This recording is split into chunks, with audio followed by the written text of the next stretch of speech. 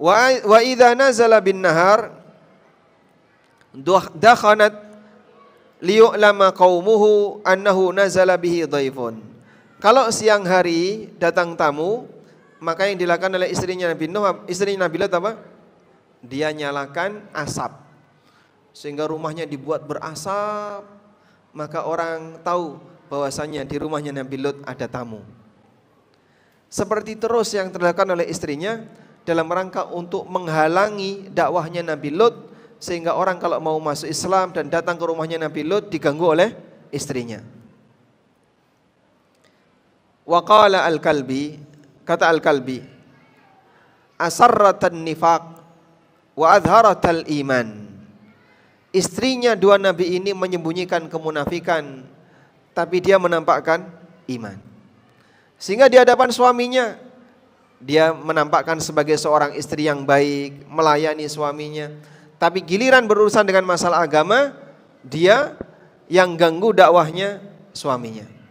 Allah Subhanahu wa taala menyebut praktik seperti ini sebagai pengkhianat bagi dua nabi tadi.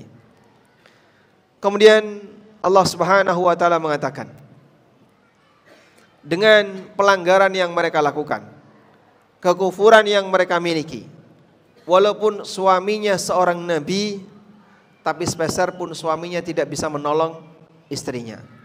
Sehingga Allah mengatakan di bagian akhir ayat, falam yughniya anhuma minallahi syai'a.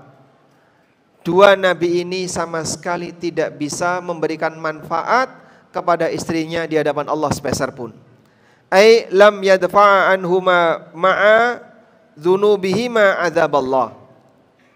Artinya sang nabi tidak bisa menolak datangnya azab Allah yang Allah berikan kepada kedua wanita ini, walaupun suaminya adalah seorang nabi.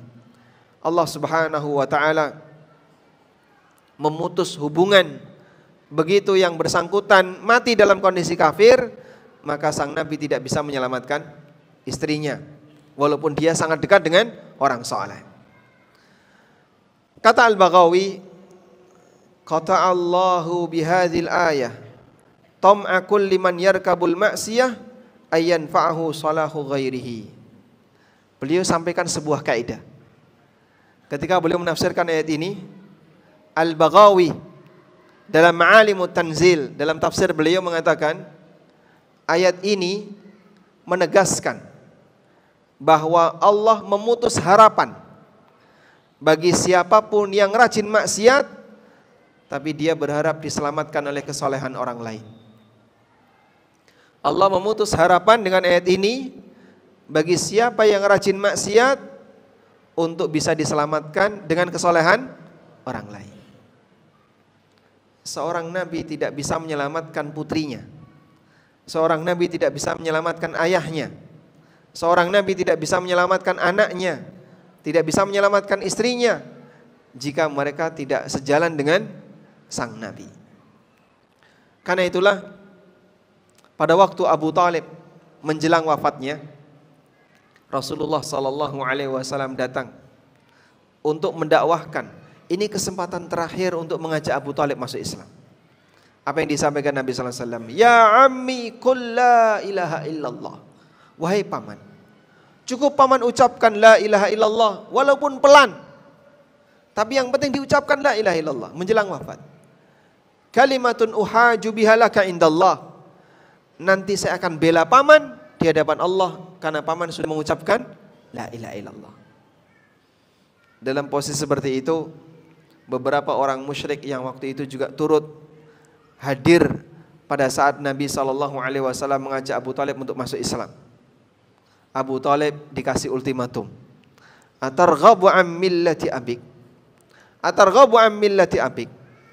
Apakah kamu benci dengan agama bapakmu? Sehingga Abu Thalib merasa malu kalau sampai berani mengucapkan la ilaha illallah, dianggap sebagai anak durhaka kepada bapaknya. Dia tahu mengucapkan la ilaha illallah berarti berbeda dengan prinsip Abdul Muthalib. Karena Abdul Muthalib tidak mau mengakui itu. Abdul Muthalib tidak mau mengakui itu. Sehingga ketika Abu Thalib diajak untuk mengucapkan la ilaha illallah, Abu Thalib khawatir. Nanti kalau saya sampai mengucapkan la ilaha illallah, maka masyarakat bilang saya mati sebagai anak durhaka. Famata ala millati abi, maka dia pun memilih mati di atas agama ayahnya, yaitu agama kekufuran, agama jahiliyah. Bertahan untuk tidak mau mengucapkan la ilaha illallah. Sudah dalam posisi terakhir, apa sih sulitnya untuk mengucapkan la ilaha illallah? Tapi ketika Allah tidak memberikan hidayah, nolak untuk mengucapkan kalimat itu. Baik, ada beberapa peristiwa yang Allah sebutkan dalam Al-Quran yang itu membuktikan bahwa syafaat sang Nabi untuk orang-orang dekatnya ada yang tidak diterima oleh Allah. Siapa saja Pak contohnya? Pertama, syafaatnya Nabi Nuh alaihissalam untuk anaknya. Pada waktu Nabi Nuh alaihissalam diselamatkan oleh Allah Subhanahu wa taala di atas kapal. Dan dia melihat anaknya, beliau melihat anaknya dalam posisi ingin menyelamatkan diri.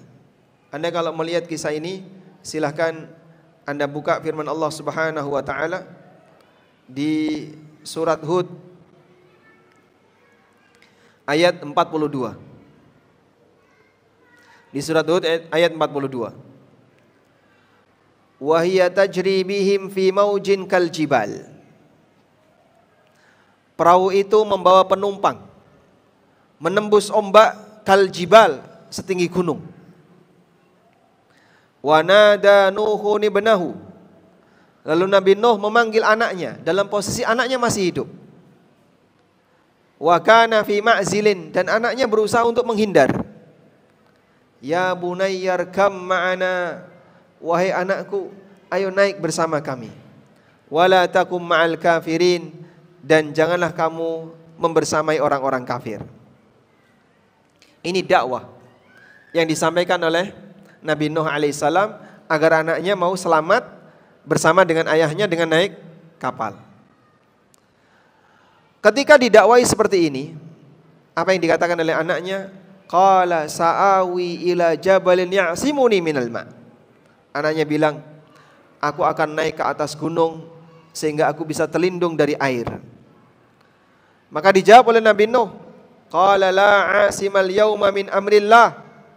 Tidak ada yang bisa melindungi dari ketetapan Allah illa marrahim, kecuali yang Allah rahmati. Wa hala bainahumal mauju fakana minal mughraqin. Lalu diterpa ombak setinggi gunung, kemudian anaknya mati. Anaknya tenggelam. Baik, Anda bisa lihat ya. Di sini ada 3 ungkapan yang oleh para ulama, 3 ungkapan ini menunjukkan sumber yang berbeda. Pertama, ungkapan ajakan dakwah. Nabi Nuh mengajak anaknya, ya bunayyarkam ma'ana wala takun ma'al kafirin. Wahai anakku, ayo naik bersama kami agar kau tidak tenggelam bersama orang kafir.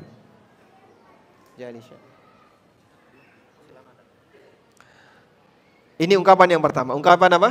Ajakan dakwah. Kemudian ungkapan yang kedua, perkataan anaknya, sa'awi ilal jabali ya'simuni minal ma'. Aku akan berlindung ke atas gunung agar bisa menjauhkan diriku dari api, melindungi diriku dari air, agar aku tidak tenggelam. Berangkat dari mana ungkapan ini? Dari akal, dari logika. Kemudian Nabi Nuh mengatakan, la 'asimal yauma min amrillah. Tidak ada yang bisa memberikan perlindungan hari ini dari ketetapan Allah. Ini apa ini?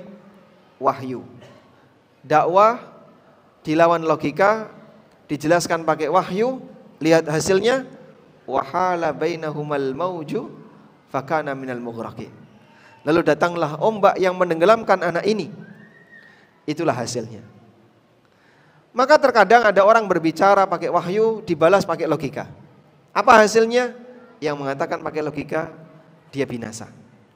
Binasa dalam bentuk bisa jadi dia semakin menyimpang, semakin jauh dari kebenaran, hidupnya tidak semakin bahagia, dan seterusnya. Demikianlah kondisi yang digambarkan oleh Allah Subhanahu wa taala di surat Hud berkaitan dengan kisah Nabi Nuh berupaya untuk mendakwai ayahnya. Baik. Kemudian setelah perahu itu mendarat, Nabi Nuh berdoa kepada Allah. Anda simak bagaimana doanya Nabi Nuh. Di surat Hud ayat 45, Allah Ta'ala mengatakan, wa nada Nuhur rabbah. Nabi Nuh berdoa kepada Rabbnya.